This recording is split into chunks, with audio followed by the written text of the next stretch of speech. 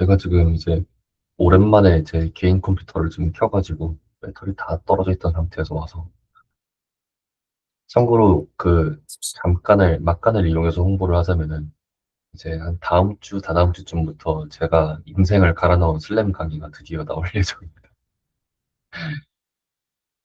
이제 아직 나온 건 아니고요. 이제 갈아 넣을입니다. 이제부터 제작을 시작해갖고 총 80시간은 나올 것 같은데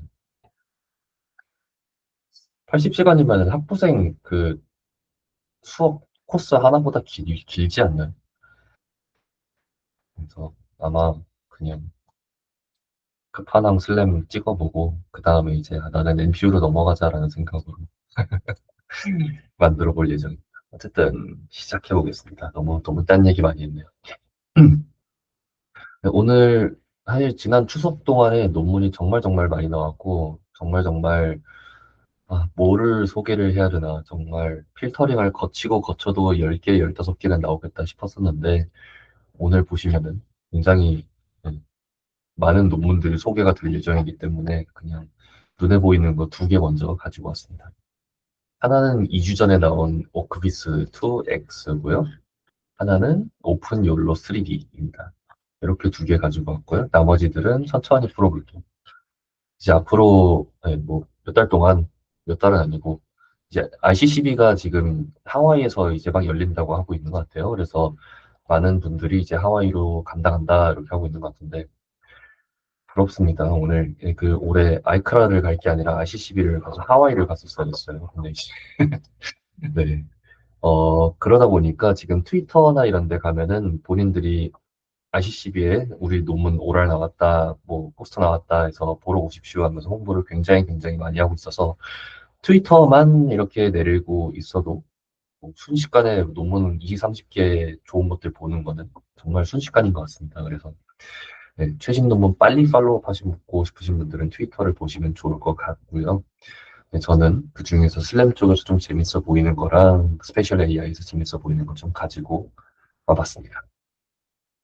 네, 오크비스2X는 사실 RCCB는 아니고 이번에 TRO에 올라왔어요. 그래서 어, 이제 비주얼 이너셜 슬램 쪽을 많이 좋아하시던 분들 또는 비주얼 슬램 쪽을 좋아하시던 분들은 오크비스를 들어보신 분들이 계실 텐데 굉장히 오래된 기술이에요. 제가 알기로는 1편이 2015년에 나왔고 1년인가 2년 전에 오크비스 2가 나왔고 그거를 이제 확장시켜서 나온 게 오크비스 2X인데요. 어, 그냥 뭐 굉장히 특별하면서 복잡하면서 굉장히 잘 만든 키프레임 전략을 사용을 하는 네, 슬램이라고 보면 되겠습니다. 그래서 이름도 보시면은 뭐 키프레임 베이스드 비주얼 이너셜 슬램이라고 하는데 원래는 이게 오크비스였어요. 오크비스가 이제 오픈 키프레임 비주얼 이너셜 뭐 슬램 해서 오크비스였는데 그 이름은 그대로 따가지고 왔는데 이제 더 이상 비주얼 이너셜 슬램이라고 할 수가 없습니다. 왜냐면은 그 뎁스도 섞고 싶으면 섞으라고 하고 라이다도 섞고 싶으면 섞으라고 하고 GNSS도 섞으라고 하면은 뭐 맘대로 짬뽕할 수 있는 시스템이고 섞으면 섞을수록 더 좋아진다라는 전제를 깔고 갑니다. 그래서 이거는 어디다 쓰냐? 라이다와 카메라와 IMU와 GNSS라면은 보통은 이제 자율주행 차에서 가장 많이 씁니다. 그래서 자율주행 차로도 데이터셋을 돌린 게 있고요. 간단하게 설명을 하자면은 비주얼, 그러니까 카메라 이미지, 이너셜, IMU 센서를 통해서 관성을 측정을 한 거랑 그리고 measured or learned depth. 그러니까 measured depth는 이제 뎁스 카메라를 쓴 경우에 이제 measured depth라고 하고요. learned depth라고 하면은 그냥 이런 비주얼 이미지에다가 뭐 depth anything 같은 모델을 써가지고 얻은 depth estimation 결과를 또 쓸 수도 있다는 거죠. 그래서 어쨌든 depth 이미지가 있고 라이다 정보 그리고 GNSS 데이터가 있을 때 GNSS는 GPS를 의미합니다. 그래서 이거를 맘대로 짬뽕해가지고 이렇게 깔쌈한 지도를 만들 수 있는 슬램 시스템이 오크비스 2X다라고 하고요. 어, 이거의 이제 장점 중에 하나는 여기서는 지도에선 잘 안 보이긴 하는데 어, 지도가 굉장히 꽉 차서 나옵니다. 그래서 덴스 볼유메트릭 맵이 나온다고 하는데 덴스는 맵이 꽉 차서 나온다라는 것을 의미를 하고요. 그러니까 사람이 눈으로 딱 봤을 때, 아, 이거는 이미지에 어디랑 똑같이 생겼네? 라고 해서 벽이 어디고 벽이 어딘지가 정확하게 보이네? 라는 게 특징이 되고요. 볼륨메트릭 맵이라고 하면은 살짝 오큐펀시 맵하고 살짝 비슷한 개념으로 보시면 될 것 같아요. 이제 모든 공간을 복슬로 처리해가지고 여기는 비어 있다. 여기는 뭔가 차 있다. 그러니까 차 있는 곳은 벽이고 빈 곳은 프리 스페이스다 해서 이렇게 플래닝을 할 수 있으면 그걸 오큐펀시 맵이라고 하는데 볼륨메트릭 맵도 오큐펀시 맵도 볼륨메트릭 맵 안에 들어가는 범주에 들어가지만 하지만 사실 이제 비어 있는 곳들을 모두 복셀화할 필요는 없고 있는 곳만 복셀화하자라고 하고 모르는 것은 몰라요라고 해버릴 수도 있는 그런 거를 또 이제 살짝 애매하게 만들어서 네, 용량을 줄인 그런 볼륨메트릭 맵 형태도 있습니다. 그래서 아마 이거는 그거인 것 같고 어쨌든 보통 덴스 맵 또는 볼륨메트릭 맵을 사용을 하면은 보통은 굉장히 용량이 커서 무겁다라는 단점이 생겨요. 그래서 용량이 크다는 거는 문제가 두 가지가 생깁니다. 맵을 만들고 나서 저장할 공간이 없다. 또는 그 컴퓨터 안에 있는 D램이나 아니면 GPU에서 돌린다면 V램 안에 공간이 없어서 더 채울 수가 없다. 라는 게 이제 첫 번째 문제가 되고요. 두 번째로는 데이터 자체가 크다 보니까 컴퓨터가 읽으면서 연산을 할 때 속도가 안 받쳐져가지고 실시간 연산이 안 되는 경우가 많아요. 그래서 속도 문제가 생기고 용량 문제가 생기는데 그거를 이제 좀 특별한 서브맵 구조라고 해서 맵이 이렇게 크면은 이거를 쪼개서 작은 맵들로만 관리를 해서 하는 그런 서브맵이라는 테크닉을 사용해가지고 이거를 실시간으로 연산도 되게 하고 그리고 메모리도 참 효율적으로 잘 써가지고 9km까지 이렇게 자동차로 돌아다니면서 스케일이 되는 그런 맵을 만들 수 있다라고 합니다. 또 작은 포인트로는 카메라 익스트린식 캘리브레이션이 돌면서 가능하다라는 장점이 있고요. 영상 한번 보겠습니다.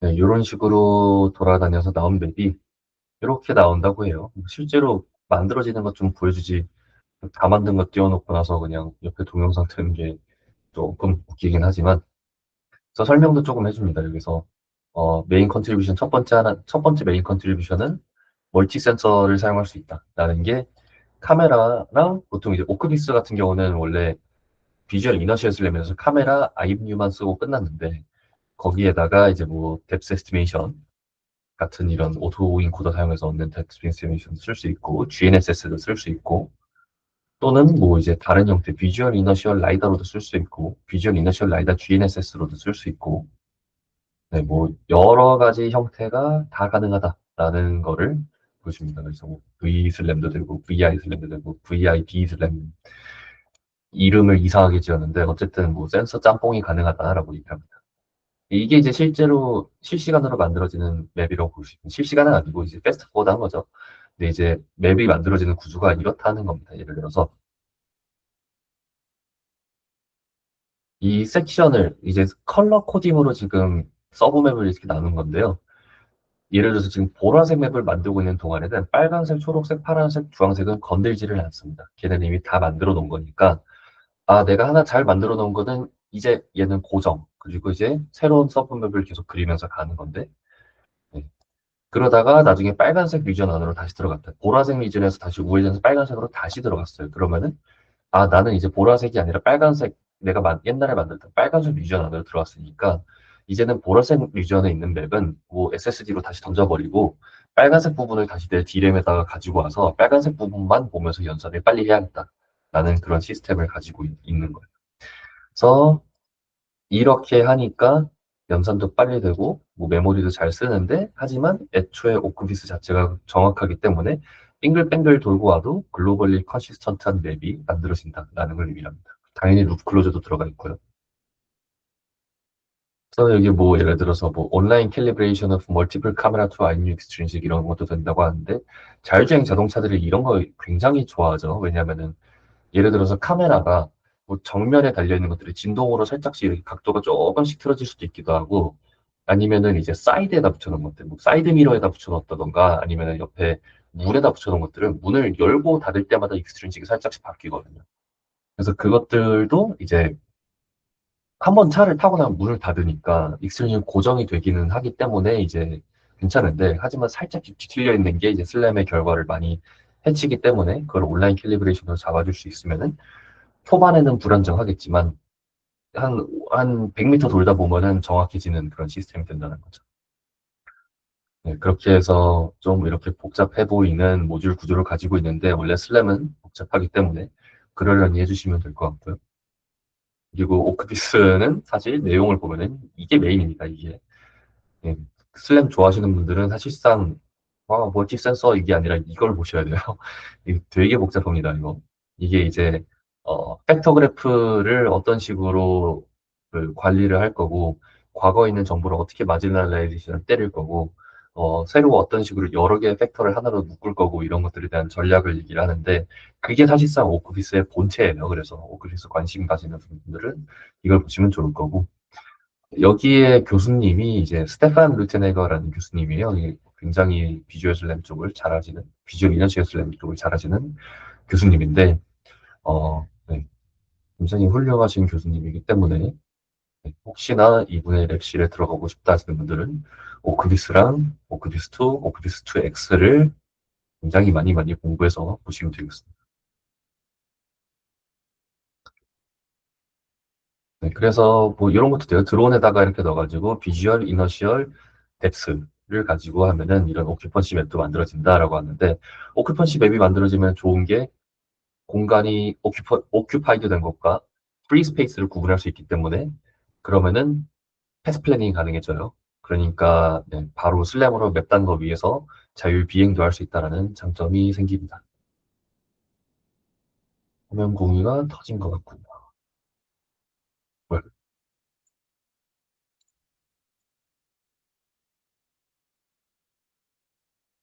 화면 공유더라. 아, 차차. 네, 됐네요. 다음으로 소개드릴 거 빨리 하겠습니다. 네, 오픈 욜로 3D라는 거 가지고 왔고요. 이제 제목은 Towards Fast and Accurate Open Vocabulary 3D Scene Instance, 3D Instance Segmentation.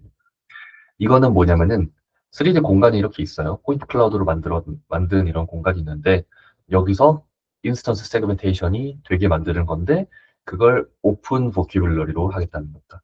오픈 보큐블러리가 익숙하지 않으신 분들은 어떤 거냐면은 어, 예를 들어서 스퀘어 테이블을 찾아라라고 텍스트를 넣으면은 그럼 이게 찾아지는 거예요. 그러니까 랭귀지 프롬프트를 넣었을 때 디텍션이 되게 만드는 건데 근데 이제 이거는 디텍션은 박스를 치는 거니까 박스는 아니고 3D 인스턴스 세그멘테이션 그러니까 3D 포인트 클라우드 세그멘테이션이 돼야 되는데 그거를 객체 단위로 뽑는 거죠. 그러니까 예를 들어서 테이블이 두 개가 있다? 그럼 1번 테이블, 2번 테이블을 따로따로 뽑는 겁니다. 그냥 세그멘테이션이라고 하면 테이블들 이렇게 해갖고 하나로 나오는데 그게 아니라 1번 테이블, 2번 테이블을 구분할 수 있어야 되는 이게 어려운 이유는 1번 테이블을 이루는 포인트 클라우드 중에 포인트가 여러 개가 있을 텐데 이 포인트가 1번에 속하는 앤지 2번에 속하는 앤지 이런 거 구분해놔야 되죠. 그래서 좀 쉽지 않습니다.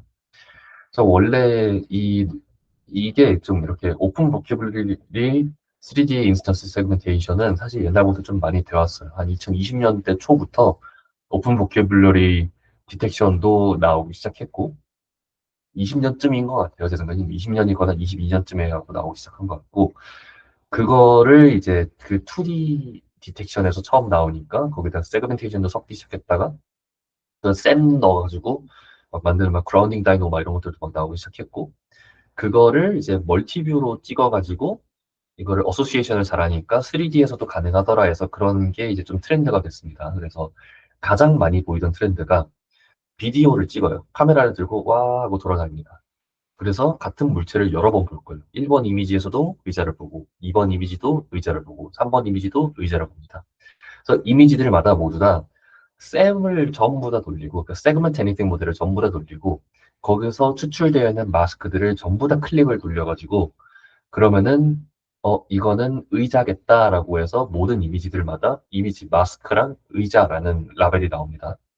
그거를 3D 리컨스트럭션을 이렇게 해줬을 때 포인트 클라우드에다가 해당하는 부분만 이제 교집합만 이렇게 뽑아내고 나면은 그러면은 이제 의자가 나온다라는 거를 이제 뭐 합집합이겠군요. 합집합을 해가지고 하면은 이 의자는 뭐 이 3D 포인트 클라우드의 집합은 의자다 이런 식으로 했는데 문제는 이미지가 되게 많죠. 초당 30프레임씩 뽑아내는데 그거를 전부 샘 돌리고 전부 클립 돌리면은 굉장히 오래 걸립니다. 애초에 쌤도 실시간도 아니고 클립도 실시간으로 돌리기가 어렵기 때문에. 그래서 보통은 이런 씬 하나에 있는 이미지를 다 모아서 하면은 300초, 500초 걸리는 게 일반적이었어요. 근데 여기서는 새로운 프레임워크를 제안을 합니다. 어떤 거냐면은 3D 포인트 클라우드가 있다. 라고 하면 3D 네트워크를 돌리면은 객체 분류를 하는 이런 3D 오브젝트 프로포설이 나옵니다. 그리고 RGB 시퀀스가 있을 때 여기서 OVOD라고 하는 그 오픈 보캐블러리 오브젝트 디텍션을 쓰고 나면은 바운딩 박스가 나와요. 바운딩 박스가 나오는데 그거를 가지고 멀티뷰 라벨 맵이라는 걸 만듭니다. 이거를 이제 오브젝트에 해당해 가지고 역 프로젝션에서 매칭을 하니까 이거를 매 이미지마다 클립을 돌리고 쌤을 돌리는 것보다 그냥 가벼운 2D 오디오비를 돌려가지고 그냥 오브젝트 이 인스턴스의 성격이 이미 여기서 나오기 때문에 이걸 섞으니까 연산량이 훨씬 줄더라라는 겁니다.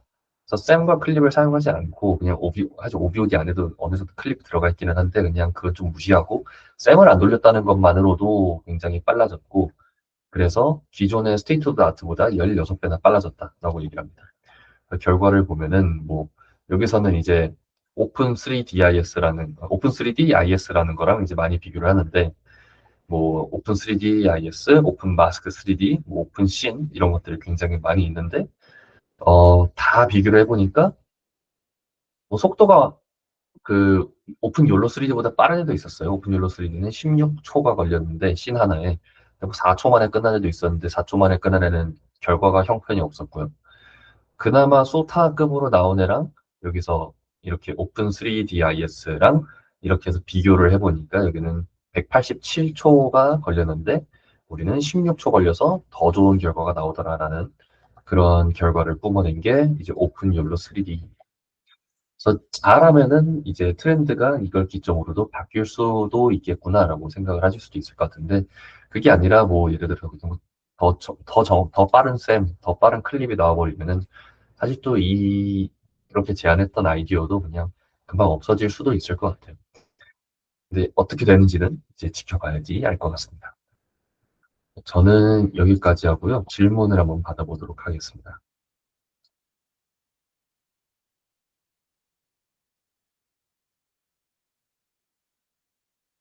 질문은 화면 오른쪽 아래에 노란색 버튼 누르셔서 화면 오른쪽 아래에 이제 점점점으로 되어 있는 거 누르시면은 Q&A라는 칸이 있습니다. 그래서 Q&A에서 남겨주시면 됩니다. 그러면 저희 참여해주신 멤버분들은 그냥 편하게 말씀해 주시면 되고요.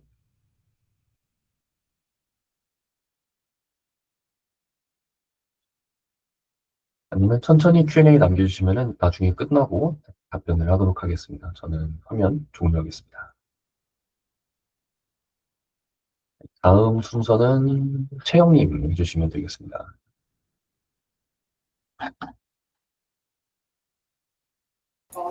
잘 보이실까요? 잘 오, 들리시나요? 네, 잘 들립니다. 화면은 아, 조금 더 키워주시면 좋을 것 같아요. 그런 거 하는 사람은 인심이 없는 사람이고. 근데 뒤에 다른 분들 목소리가 들리는데. 진짜요? 아니야, 잘 들리시나요? 네, 네, 그리고 화면 조금 더 키워주실 수 있으실까요? 이렇게 할까요? 저번 짝게 보이나요? 네, 네, 감사합니다. 네. 어, 저는 최근에 그 로봇 학습 매니플레이터 태스크 관련해서 좀 굉장히 많은 논문들이 발표되었고, 이번에 뉴릭스에서 썼던 논문들도 진짜 많아가지고 고민을 많이 했는데, 오늘은 로봇 모방학습 분야에서 최근에 특히 주목받고 있는 그 리즈닝이 가능한 로봇 정책 모델을 두 가지 소개하려고 합니다. 첫 번째는 체인 오브 더트 VLA고요. 두 번째는 파이제로 5입니다.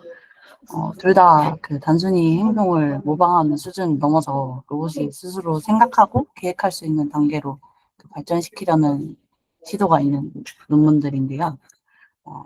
기존의 이 모방학습 기반, VLA 기반 로봇은 어떻게 보면은 보이는 대로 행동을 따라하는 구조라고 할 수 있습니다. 하지만 실제 조작하는 환경에서 네, 네. 많이 들리실까요? 잠시만요.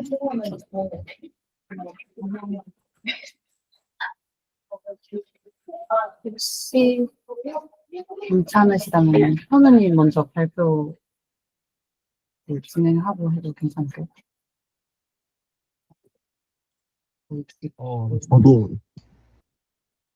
저도 지하철이라.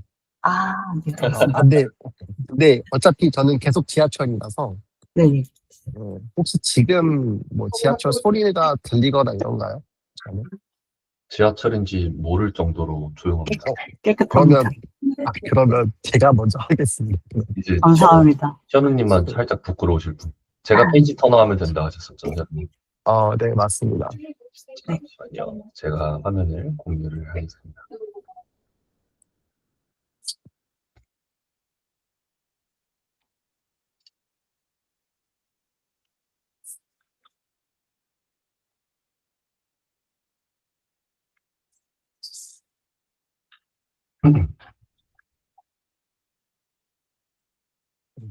조금 내려와 보시면, 네, 여기입니다. 네, 오늘 제가 가져온 논문은 INV1이라는 새로운 형태의 LLM, 기존에는 오토 리그레시브를 활용하는 LLM을 퓨전 방식으로 바꿔서 어떻게 했는지 한번 소개해 드리겠습니다. 일단 LLM 많이 써보신 분들은 아시겠지만 지금 보시는 것처럼 딱 한눈으로 봐도 엄청 달라요. 원래는 폰 하나하나씩 프롬프트 나오듯이 나왔는데 지금은 그냥 통째로 맥락이라보다는 이제 어떤 형태의 청크가 등장을 하죠. 이게 이제 디퓨전의 가장 뚜렷한 특징이라고 보실 수 있는데, 일단은 얘는 이제 논문은 아니고 여기 기술 블록은 올라와 있는데 거의 논문과 다름이 없어요. 그러니까 How AI Works라는 이제 팀에서 공개한 R&D는 일단은 지금 우리가 많이 알려져 있는 CM13 그 논문의 파라미터 모델도 이제 MOE 구조를 확산 방식으로 재훈련했다고 알려져 있는데 그 방식을 지금 한번 간단히 소개해보도록 하겠습니다. 첫 번째 그 전체를 내려주시면 감사하겠습니다. 네, 맞습니다. 일단 기존 그 오토리그레시브 모델은 이제 텍스트를 왼쪽에서 오른쪽으로 하나하나씩 이제 수정하는 방식인데, 그런 반면 이제 디퓨전 기반의 RMV1은 이제 병렬 생성 가능하도록 그 이제 어떤 특정 청크를 이제 바로 생성하는 그런 방식이라 보시면 됩니다. 그래서 거기에 대한 학습 전략이 바로 Simple Continual Pre-training이라고 하는 그런 이제 방법을 활용을 했는데요. 일단은 첫 번째 단계에서는 그냥 오토리그레시브로 학습되어 있는 체크 포인트를 시작으로 캐주얼 마스킹되어 있는 걸 바이디렉셔널 마스킹으로 바꿔서 디퓨전 오브젝티브 함수를 이제 새로 구성을 해서 학습을 했다고 보시면 좋을 것 같습니다.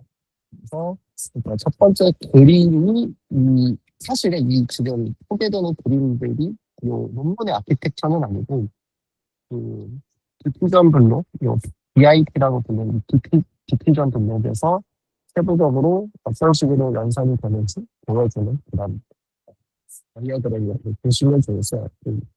그 다음에 두 번째 그림은 디퓨전의 프로세스를 나타내는 건데, 사실은 디퓨전 같은 경우는 이제 한쪽은 판별기가 있고, 이제 한쪽은 이제 생성하는 기가 있는데, 그거를 병렬로 실행을 해서 안에는 거의 우리가 알고 있는 트랜스포머 구조의 그런 구성 요소들을 그대로 활용을 합니다. 이제 어텐션 연산을 하죠. 그 안에 이제 트랜스포머 블록들이 있는데 이게 이제 유넷 구조로 이제 되어 있습니다. 우리 디퓨전 같은 경우는 유넷 구조로 되어 있죠.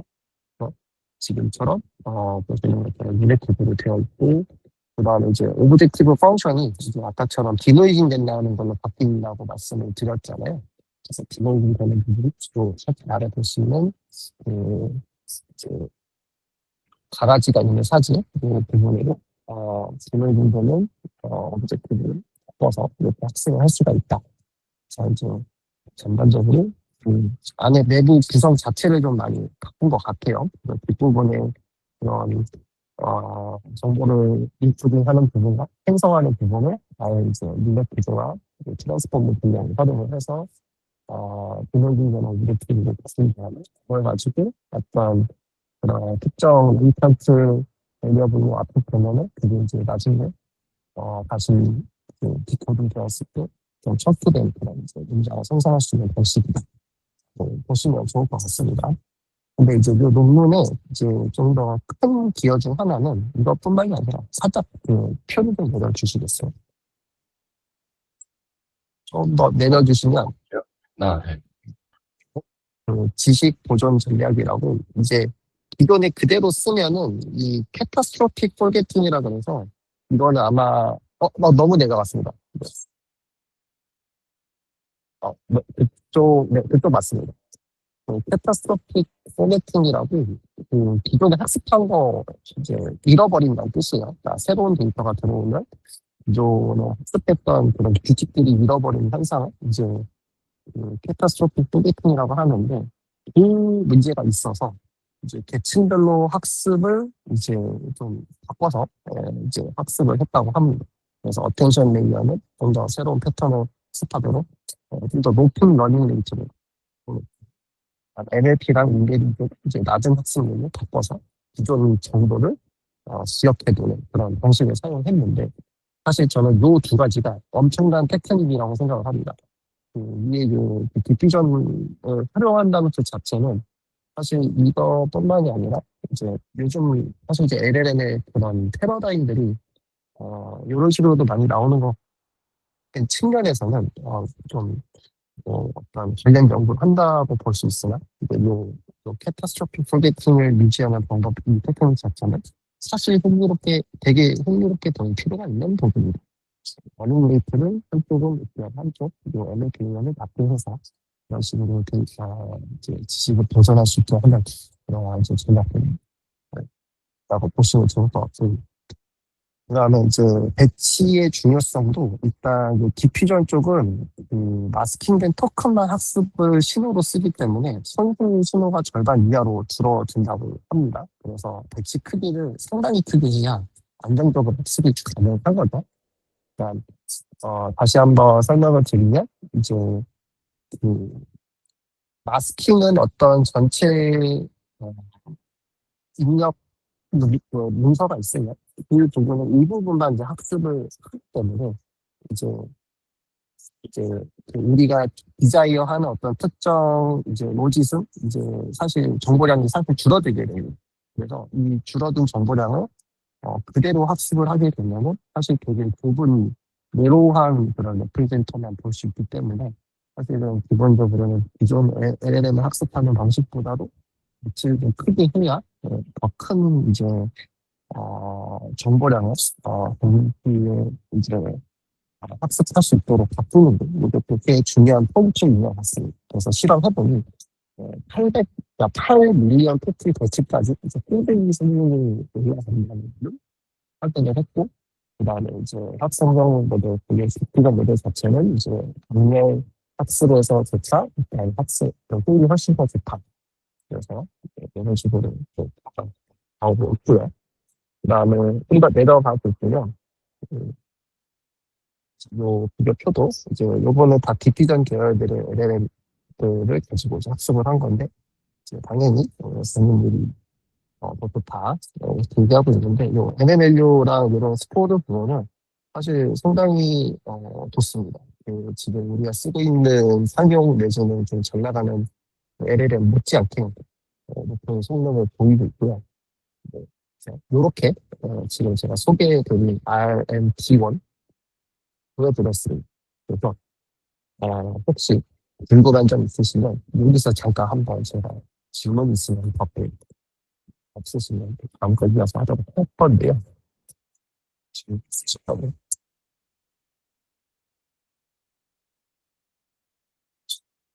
됐죠? 없을 것 같아요. 주셔도 좋습니다.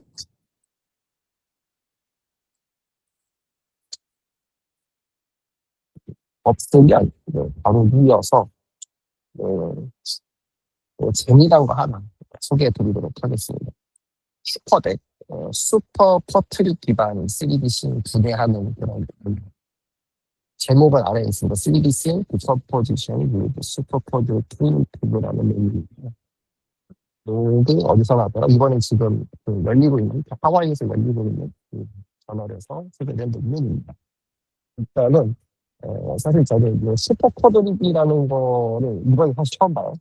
그래서 슈퍼쿼드립이 뭔가 했더니 이제 어떤 압축적이고 해석 가능한 표현으로 데이터를 이제 덮어주는 그런 테스트를 슈퍼쿼드립이라고 합니다.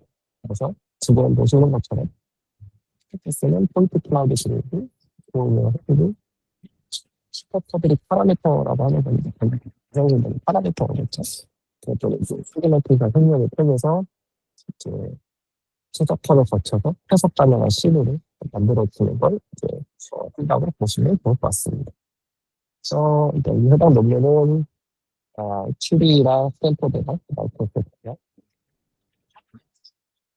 핵심 아이디어는 이제 널트 라시아스트라처럼 토탈 리얼리즘보다는 미학적으로 정확하고 계산 효율적인 걸 지향한다고 그런 식으로 설명을 하고 있습니다. 개별 객체 수준에서의 포인트 클라우드는 11차원 슈퍼커드리 파라미터로 여기서 이제 11차원이라는 세개, 총 11개의 데이터를 표현할 수 있는 구조라고 보시면 좋을 것 같은데, 일단은 세 개의 스케일 값, 두 개의 쉐이프 값, 6개의 포즈 값으로 분해를 해서 이거를 디컴포즈를 해서 학습을 할 수 있는 그런 연구라고 보시면 좋을 것 같고요. 그다음에 그 3D 같은 인터스 세그먼테이션 네트워크를 이용해서 전체 씬 단위를 확장할 수 있다. 그래서 지금 보고 계신 아키텍처가 해당 논문의 아키텍처라고 보시면 좋을 것 같아요. 그래서 뒤에는 이제 그 LMF나 이제 잠깐 거쳐가지고 나중에 슈퍼쿼드 파라미터를 추정하는 그런 보시면 좋을 것 같습니다. 그래서 살짝 올려주시면 일단 성능 확인은 당연히 이제 L2오차 6배 검수했고 프리미티브 절반 수준, 그다음에 실체 물체에서도 L로스의 30배 검수, 래피드 박스캔 모델 대체는 그대로 정도에도 전체 시는 안정적으로 보호할 수 있었다. 이렇게 포스트한 그래서 이제 보여줬다라고 보시면 좋을 것 같아요. 그래서 이거 보시면 이런 거 어떻게 쓸 수 있느냐 하니까 사실 저는 이거 그냥 3D 제너레이션 아니냐, 뭐 약간 좀 더 스태퍼들이 하니까 정보를 더 보존한 거 아니냐라고 했는데 로보틱스에서 쓸 수 있다고 뭐 얘기하고 있습니다. 보스턴 다이나믹스에서 보시니까 탑재해서 아이템을 스캔으로 얻은 포인트 클라우드를 플래닝 한 다음에 그 다음에 이제 포즈 계산해 가지고 로봇이 지정된 물체 이거를 이제 성공적으로 탐색하고 집어 올려서 그게 이제 슈퍼코드의 표현이면 실제 물량들이 제어 가능하다라고 이렇게 명령을 내릴 수가 있더라고요. 그래서 로고를 영상을 보시면 되는데 혹시 성빈이 괜찮으시면 여기 조금 내려가 보시면 해당 연구의 링크가 있거든요. 프로젝트 페이지 거기 한번 열어봐 주시면 좋겠습니다. 살짝 내려보시면 중간에 영상이 있어요. 그래서 우리가 저기 보스턴 다이나믹스가 등장을 할 겁니다. 어디 있네요. 이 영상을 한번 같이 보실까요?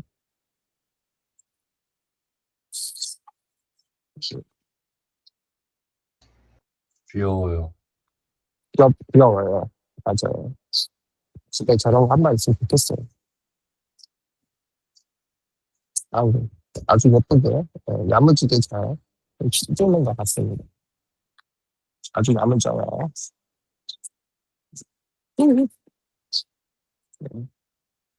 여기까지 뭐 맞나요? 영상이? 네, 그래서 아무튼 네, 귀여운 친구를 의식할 수 있다, 놓을 수 있다 이렇게 보시면 좋을 것 같고 살짝 한번 이제 보시면 네, 다시 저희 비서로 일단 가보실까요?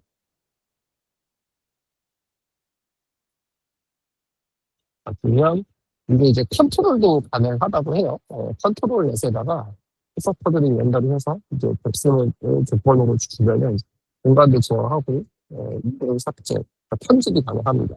지금 보시는 것처럼 오리지널 백신을 내가 어떻게 편집해, 내가 어떻게 어떻게 뺄 건 빼, 해가지고 이렇게 컨트롤하기도 가능하고 바로 보시는 것처럼 백스랑 이런 이제 이제 어떤 특정 부분 편집하고 이런 식으로 다 가능하다고 합니다. 그래서 네, 이렇게 슈퍼들 딱 좋은 것 같고요. 너무 재밌습니다. 이런 거 나오면. 여기까지. 제가 준비한 거는 여기까지고요.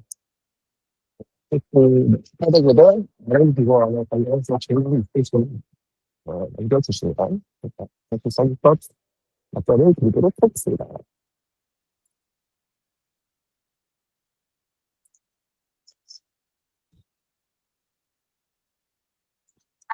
없나요? 없으면, 수능이 진짜 볼줄 몰라가지고, 너무 없죠, 지금. 이런 것 같습니다. 저는 여기까지 하도록 하겠습니다. 네. 지금 질문이 하나 들어오긴 했는데 이거는 채용님 거 끝나고 나중에 질문 모이면 한 번에 다 할게요. 네. 잘 들리실까요? 네, 잘 들립니다. 네. 그래서 VLA 모델의 이런 내부적으로 생각하는 단계를 추가한 방법들 두 가지를 소개해 드리려고 하는데, 첫 번째 논문은 Chain of Thought VLA입니다. 요 Chain of Thought VLA는 행동 전에 리즈닝을 시각적으로 생각하는 단계를 추가하자라고 라는 목표를 가지고 목표 이미지, 중간 목표 이미지를 예측하고 그 이미지를 기반으로 행동을 결정하게 됩니다. 그래서 구조를 보면은 입력으로 현재 장면이 들어오면은 모델은 미래의 목표창 서브콜들을 생성을 계속하고 그걸 기준으로 행동을 예측하게 됩니다. 그래서 이렇게 된다면 내부적으로 시각적인 체인 오브 토스트를 수행한다는 의미가 되는데, 또 요렇게 시각적으로 생성을 하게 되면은 라벨이 없는 영상들, 저희가 로봇 행동 데이터를 되게 계속 수행하면서 모으기가 어려운데, 그런 데이터가 아닌 인터넷에 많이 떠돌아다니는 영상들을 사용할 수 있다는 점이 좀 좋은 점이고요. 물론 여기에서 인터넷에 떠돌아다니는 영상을 사용한 건 아니고 로봇 데이터를 사용하긴 했는데, 액션 리스트 데이터라고 에픽 키친이나 에픽 키친을 사용해서 비디오 부분을 학습하게 됩니다. 그래서 이렇게 되면은 새로운 시각적인 패턴에 조금 더 잘 일반화하는 장점이 있게 됩니다. 그래서 영상을 홈페이지에서 볼 수 있는데, 여기서 보시는 것처럼 청크 단위로 중간중간에 이미지를 생성하고, 그 다음에 또 액션을 또 거기 생성된 서브콜로 결과를 얻는 과정을 거치게 됩니다. 그래서 이미지 생성 부분은 빌라유라는 방법, 오토 리그레시브한 방법으로 좀 이미지를 생성하는 거를 사용했고, 그다음에 행동 생성 부분은 전체적인 구조는 오픈 VLA가 좀 베이스라고 생각하시면 될 것 같습니다. 두 번째 논문은 피지컬 인텔리전스 팀의 파이제로 5인데요. 이 모델은 위에서 설명한 엔비디아의 체인 오브 토트 VLA처럼 리즈닝을 되게 강조하는데, 목표는 아시는 분들도 많겠지만 오픈 월드의 일반화입니다. 그래서 즉 훈련 데이터에 없던 새로운 물체나 배치에서도 로봇이 올바르게 행동하는 것을 목표로 하고 있고요. 파이지 제로 5는 서브 태스크 플래너가 무엇을 해야 하는가를 하이 레벨로 추정을 하고, 그다음에 그 액션 엑스퍼트가 어떻게 할지를 행동으로 출력을 합니다. 그래서 그 하나의 좀 큰 정책을 바로 그 봤던 옵저베이션에서 행동을 바로 생성하는 게 아니라 언어 계획과 행동 생성의 그 이중 구조를 취한다고 생각하시면 될 것 같습니다. 그래서 이를 통해서 다양한 멀티모달의 데이터를 통해서 처음 단계를 학습을 하고 그렇게 된다면 가정 환경과 같은 좀 일반화된 환경에서도 그 로봇을 가지고 좀 행동을 하는 영상들을 많이 볼 수 있습니다.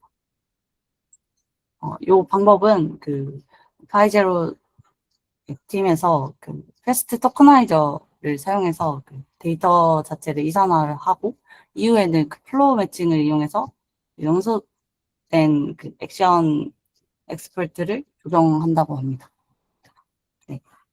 제가 좀 빠르게 설명드렸는데 좀 질문이나 좀 코멘트 있으시면 부탁드립니다. 감사합니다.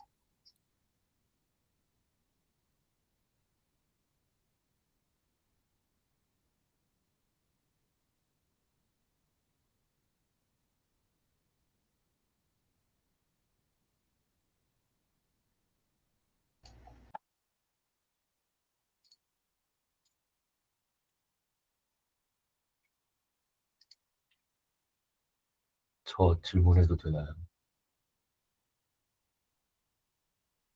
네. 네. 그, 두 번째 논문에 플로우 매칭이라고 나오는데 요즘 이게 좀 핫한 키워드인 것 같은데 이게 어떤 느낌의 기술인가요? 디퓨전 폴리시라는 그 방금 현우님께서 말씀하신 그 확산 모델처럼 그, 그 저너레이트 하는 모델이라고 해야 하나? 그 벡터장에서 그 인베딩 공간에서 좀 뭔가 분포를 학습하는 모델이라고 저도 알고 있는데 자세한 거는 좀 설명이 어렵네요. 저도 논문 읽어보겠습니다. 나중에 그 플로우 매칭 논문 한번 공유해 주시는 것도 네, 공부해서 공유하도록 하겠습니다. 아, 공부를 시켜드렸어. 요구해버려. 죄송합니다. 이거 파이 논문으로 지금 질문이 들어왔네요. 아, 네. 성공률은 페이지에서 공개를 하고 있고 작업 시간은 그 전체 그 하나의 태스크를 할 때 뭔가 그 작업 시간을 말씀하시는 걸까요? 맞겠죠? 네. 작업 시간에 대해서는 공개를 했던 것 같은데 영상에서 보시면 일단은 그 5배속으로 영상을 좀 많이 올리고 있고 제가 공유를 드리자면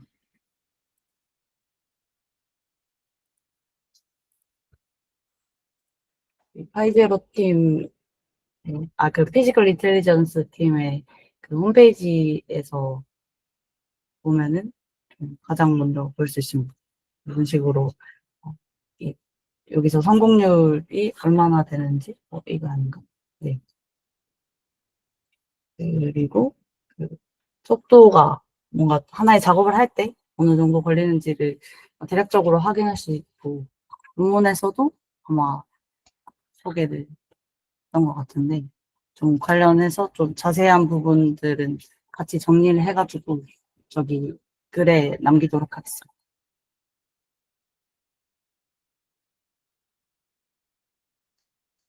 현우님께서도 질문 받으신 것 같은데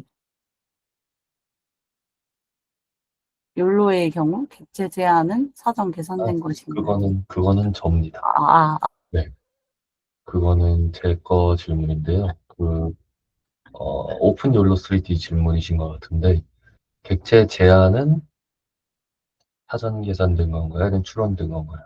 그러니까 여기 객체 제한이 두 개가 있거든요, 사실. 예를 들어서, 화면 공유를 했군요. 어떤 건지 찝어주시면 좋을 것 같은데, 그냥 제가 둘 다 얘기할 수도 있을 것 같고, 여기 오픈 욜로 3D에 3D 네트워크를 통해서 3D 인스턴스 프로포절이 나오는 것들이 있습니다. 그래서 이게 제안 넘버 1이고, 두 번째, 아니네요. 제안은 이거밖에 없네요. 죄송합니다. 제가 헷갈렸네요. 네. 요거 실시간으로 도는 겁니다. 그래서 엔드 투 엔드로 했을 때 3D 씬이 있고 이미지를 로딩한 상태에서 3D 네트워크 돌리기랑 OBOD 돌리기랑 이렇게 해서 아웃풋 나오는데 한 씬에 16초 나오는 겁니다. 그래서 사전에 연산된 거는 없고요. 요거까지 들어가서입니다. 이상입니다. 제가 이렇게 할 때 막 커서를 막 뱅글뱅글 돌리는데 커서 움직이는 거 보이세요? 화면에서?